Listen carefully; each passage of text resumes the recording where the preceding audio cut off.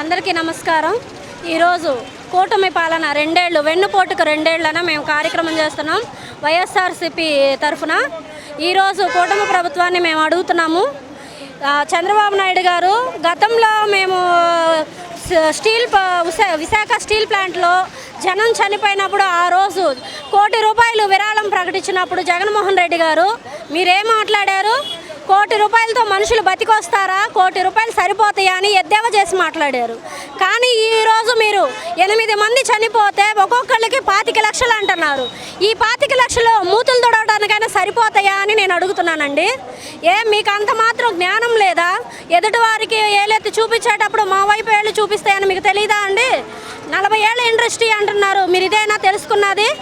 మీరు పరిపాలనలోకి వచ్చి ప్రజలకు ఏమంది ఇచ్చారని చెప్పని అడుగుతున్నామండి. ఈ కూటమి ప్రభుత్వం ఇచ్చిన హామీలు ఎటుపోయినాయి? మీరు ఒక్కరే అయితే చేయలేము, మాతో పాటు బీజేపీని, మాతో పాటు పవన్ కళ్యాణ్ని వెనకేసుకొని వస్తాము, అప్పుడైతే ప్రజలకు అన్ని కార్యక్రమాలు చేయగలుగుతాము, అన్ని ఇచ్చిన పథకాలు ఇవ్వగలుగుతాము, ఆ రోజైతే చేయగలుగుతాము, జగన్మోహన్ రెడ్డి కన్నా కూడా ఎక్కువ పథకాలు ఇస్తామని చెప్పి మాట్లాడారు కదా.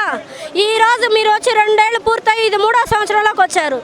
మీరు ఇచ్చిన సూపర్ 6 పథకాలు ఏమైనా ప్రజలకు అందాయా? లేదు. మరి ఎక్కడైనా సరే ఆడబిడ్డలకు రక్షణ ఉందా? హోమ్ మినిస్టర్ అనిత గారు ఉన్నారు. కనీసం ఒక చిన్న పాప మిస్ అయ్యి వాళ్ళకి 4 రోజులు, ఆ పాప ఆచూకీ ఇంతవరకు తెలియదు. కానీ ఏం మాట్లాడుతున్నారు? రెస్క్యూ టీమ్ ఉంది, చూస్తున్నారు. కనీసం అక్కడికి ఒక్కళ్ళైనా వెళ్ళారా? అంటే మీకు బాధ్యత లేదా? ఈ ప్రభుత్వం గవర్నమెంట్ పట్ల, ప్రజల పట్ల మీకు బాధ్యత లేదా అని మేము అడుగుతున్నామండి. ఇంకా ముఖ్యంగా మెగా డిఎస్సి అన్నారు. మెగా డిఎస్సి అంతా మోసమే, అన్నీ కుట్రలే. అసలు పథకాలు సాధించినటువంటి వాళ్ళందరినీ కూడా వదిలేసి ఎందుకు పనికిరాని వాళ్ళకి మీరు మెగా డిఎస్సిలో మీరు పోస్టులు ఇచ్చారు. ఇది ఎంతవరకు కరెక్టు? మేము మిమ్మల్ని అడుగుతున్నాం సూటిగా. మీ పాలనలో ప్రజలకి న్యాయం చేయడానికి వచ్చారా, లేకపోతే డబ్బులున్న వాళ్ళని, అధిక రాయితీలు ఇచ్చేవాళ్ళని, మీకు అడ్డదారుల్లో డబ్బులు ఇచ్చి మీకు ముడుపులు చెల్లించే వారికే మీరు చేయడానికి వచ్చారా?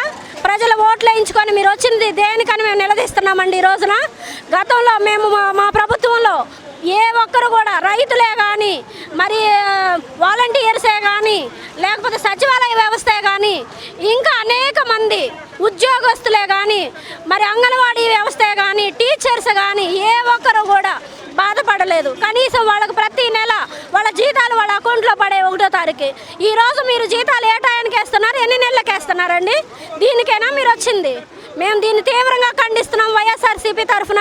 ప్రతి మహిళ ఇంకా రాబోయే కాలంలో మీ కూటమిని నిరసిస్తూ మేము ఇంకా ముందుకు సాగుతామని, మీ కూటమి ప్రభుత్వాన్ని గద్దె దించే వరకు మేము మా పోరాటాన్ని ఆపమని తెలియపరుస్తున్నాను.